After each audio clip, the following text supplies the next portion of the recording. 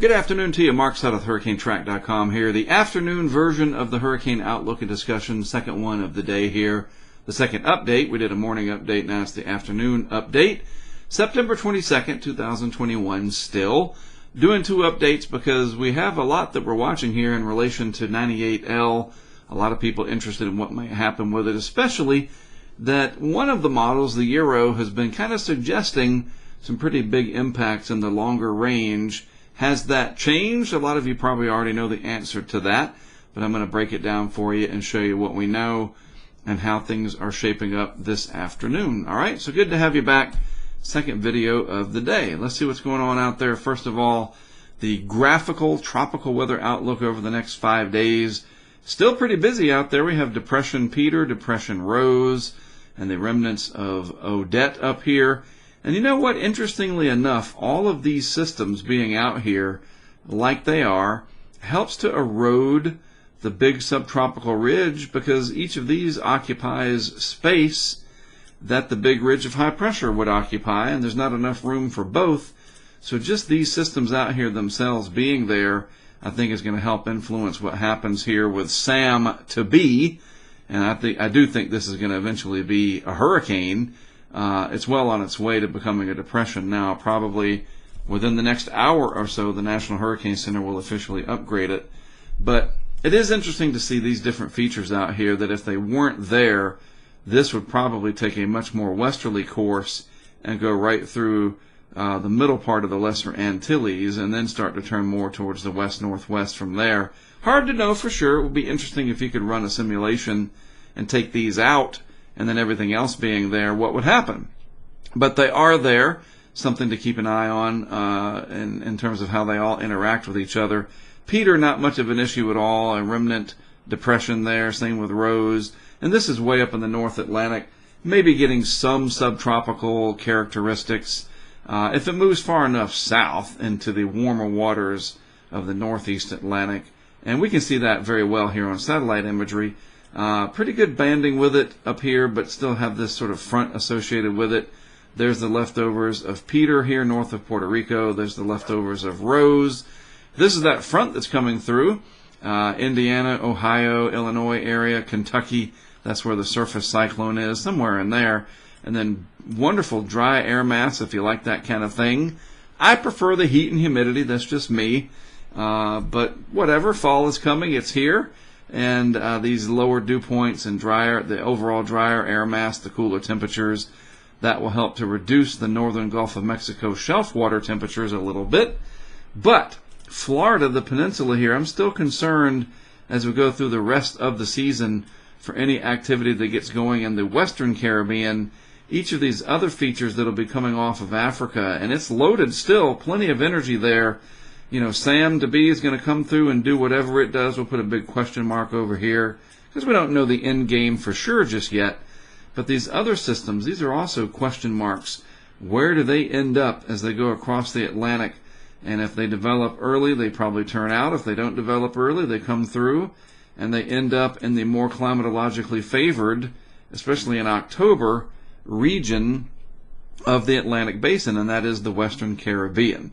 So let's take a quick close-up here of 98L, soon to be our next tropical depression. And you can see a very well-defined circulation in there. Maybe not all the way down to the surface, but it's getting there, and it's only a matter of time now.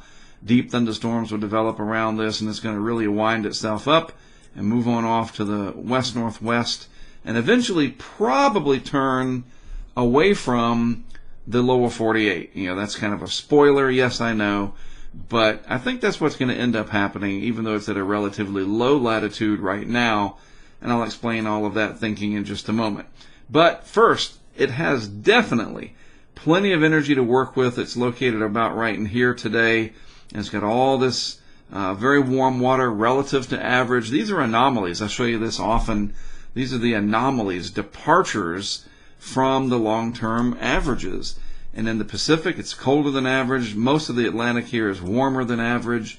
And that's going to add more literal fuel to the fire, so to speak, of this system as it moves across the deep tropics and then probably turns somewhere in this corridor well off the U.S. East Coast, maybe near Bermuda, you never know. And it's still pretty far out in time. I mean, more than a week. And yes, things can change one way or the other, where it's even a sharper recurve like that. That's Larry's wake, by the way, so you never know. Or it could get delayed still and maybe get closer to the islands. I mean, it's not a done deal. But I'll show you the evidence that suggests that today's news is certainly better than what we were looking at yesterday. But as we get into October, I'm telling you, this area through here is where my concern will be for something to develop, the energy that will eventually come off Africa, this Central American gyre that will set up. That's just what happens. The season changes. We have sort of what we call the end game. It's very similar to the beginning of the season. We have a large cyclonic circulation that sets up over Central America. And once in a while, these pieces of energy will rotate out and develop into something. And we might have to watch, especially as these tropical waves pile in on top of that. That's coming, sort of that second season, a secondary peak, usually between the 10th of October and the 20th of October. That 10-day time frame can be precarious. And even there's years like 2005, where it wasn't until the end of October, the 24th, that Wilma, remember way back 16 years ago, Wilma coming in at the end of October there, the 23rd and the 24th. And I think this year's going to linger. October and into November across a good deal of the deep tropics because of all that warm water in the Atlantic and that La Nina that is definitely strengthening. Those cold anomalies in the Pacific will help to reduce wind shear and also promote the upward motion and the forcing in the Caribbean. But that's later on down the road. For now, let's see what old 98L might end up doing. This is the 12Z GFS. We looked at the 0Z from overnight on my morning update today. So let's check basically 12 hours later at the 12Z guidance. There's the leftover vorticity signature, the fingerprint, if you will, of Peter out there in the, hang on one second, somebody's texting me, all right. Had to check that. Sometimes it's important enough to interrupt. And then this is Rose over here, and this is 98L down deep in the deep tropics. And again, you might look at this and go, man, that is way down there. Surely it's going to come on across and impact the islands over here. But let me just remind you of one important thing. To keep these systems kind of suppressed down in the deep tropics, you have to have a pretty large area of solid high pressure. And that high pressure is literally like a big bubble of air, and it must be inflated, so to speak, and solid all around this big mountain of air. Mountain's a better term than bubble. And if there's any sort of ridges, or I'm sorry, any troughs carved in that, I was trying to think of how to explain this to you. And you can picture mountains and valleys, you know, in the real world. And in this case, any type of a valley carved out, or these troughs, that allows these systems to gain latitude. If these areas of high pressure are chiseled away on any side, or they're not fully extended all across the Atlantic like a big inflated balloon, then these systems can gain latitude. And by gaining latitude, I mean they move more north. And if they do so in time, they avoid land masses, and by default, they avoid giving us any major headaches. All right, so just keep that in mind. If we saw this big, stout, huge area of high pressure all the way across the Atlantic like that, without all these systems kind of chiseling away at different pieces of it, then this would be a much bigger problem, and it would just sail on across the Atlantic and probably end up somewhere over here. That's not what is going to happen, because we already have the fracturing of this big Atlantic ridge. There's the remnants of Odette chiseling away the northern and central part, right? There's Rose chiseling away the southern part of the ridge. There's Peter, and that eats away at the southwestern part of the ridge. You can't have two masses occupy the same space. Generally, it just doesn't work that way.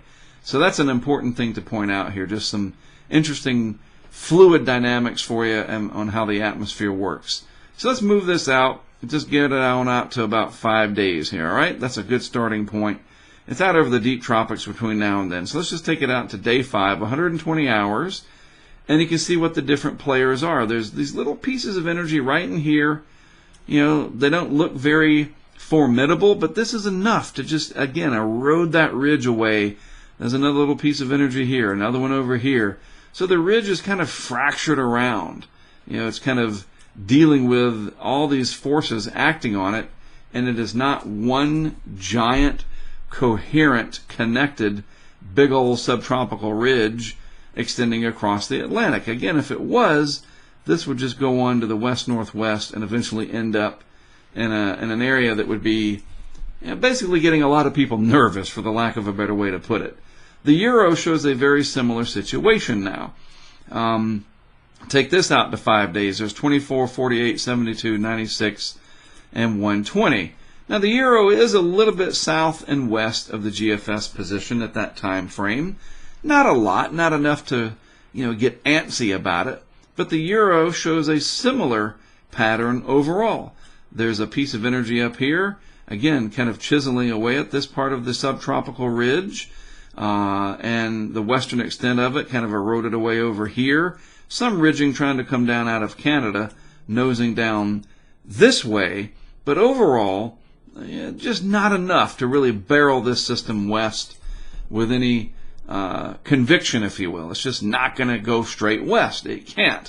So let's move this out on the GFS side just to keep you oriented as to what we're talking about. Back to the GFS over here, still day 5, but let's move this out another couple of days or so. All right, so there's day 6 right there, 144 hours. Finally, day 7 at 168. And let's look at the euro and do the same with that. There's day 5, day 6, day 7. And compare the two. The GFS is more north and east, yes. But finally, we're seeing the euro also more north and east than where it was even a run ago. And we can compare that real quick. This is the 12Z run. This is what it looked like at the 0Z run. It was a little bit more south on the 0Z. 12Z yesterday, going back 24 hours. And it's not the exact same time frame, but it was more south overall. So the euro is starting to become more north and east, kind of sensing that the atmosphere is just not going to have enough high pressure out here to keep this forced down south to where it can just plow through the islands. Now this, let me caution you. I'm trying to, certainly keep it real here and tell you what we see, but this is also, want to balance this, this is a week out. It's a week out, 7 days out. Things could change to where, oh, wow, there is a lot more ridging than we thought, and it could be more south and west. Yes, it can kind of swing back in that direction, or it might come to pass that actually there's less ridging overall, more troughing off the east coast, whatever, and it's even more north and east and really misses everything by a pretty wide margin, including Bermuda. It can kind of go either way, and it can certainly go kind of right down the middle too. Just trying to be cautionary here that we don't sound the all clear, just like I would never say a week out, this is definitely going to be a direct hit. We don't deal with absolutes until it's happening when we're talking about the weather. 100% is not the same as 90%, right? I mean, just goes without saying. So let's again compare. This is 168 hours, and we take it on out just for fun here, if you will, to day 10, and the GFS curves this safely, if you want to call it that, around the periphery of what ridging there is. And this is a great example of it. There's the outline in a very general sense right there. And that's really all there is. That's all there is to keep this moving at whatever westerly trajectory it's going to have, because in between the next big area of high pressure, which is over here, there's all this troughing and this weakness for what would be SAM to pass through. So it curves around and kind of out to sea, missing the islands, missing the United States, the Bahamas, Florida, all that kind of stuff. Can this change back? Of course it can. But I just don't get the feeling that it will. And look, there's more stuff coming off Africa that we need to watch. This could come on across, fizzle out some, and end up in the Western Caribbean. It too could turn north eventually. Bottom line, like we've been saying, it's just going to keep on being busy throughout the rest of the season. It looks like this is a week out, day 8, 9, and 10 on the European model. which closely resembles now, if we take this to day 10, the GFS. It's a little bit more south and west, actually significantly south and west on the euro. Enough so that Bermuda would be, and I think Bermuda's about right there, where my pointer is. That would be concerning for Bermuda. But you know what? I'm going to be honest with you. I would be more concerned with this piece of energy because it's kind of innocuous. It's not showing up as much. And where is it going to end up? It's going to end up over here, perhaps. There I am dealing in absolute, saying it's going to.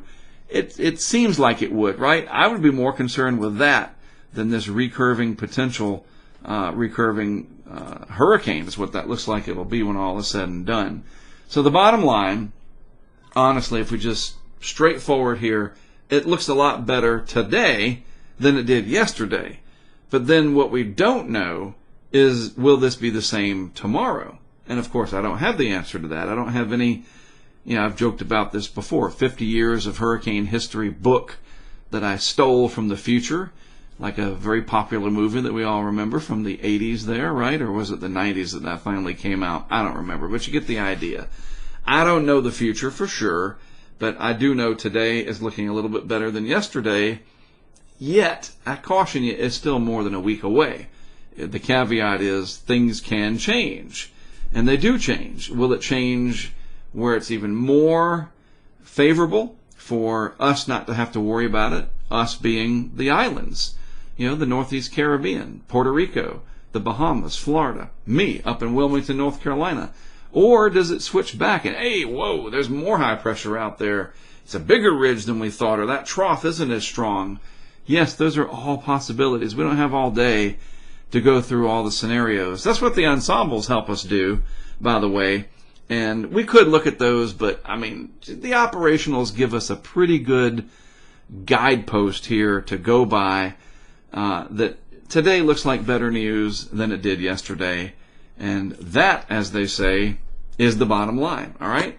So there you go. Kind of short. Just want to get right to the point and talk about what we're seeing in the guidance. And that's what it looks like so far. All right? Have a great rest of your Wednesday afternoon. As always, thanks for tuning in and listening and watching. And whatever from your device of choice, whatever that may be, I'm thankful that you're there listening to me. It's great. I am Mark Sudduth, HurricaneTrack.com. I'll be back with more for you tomorrow.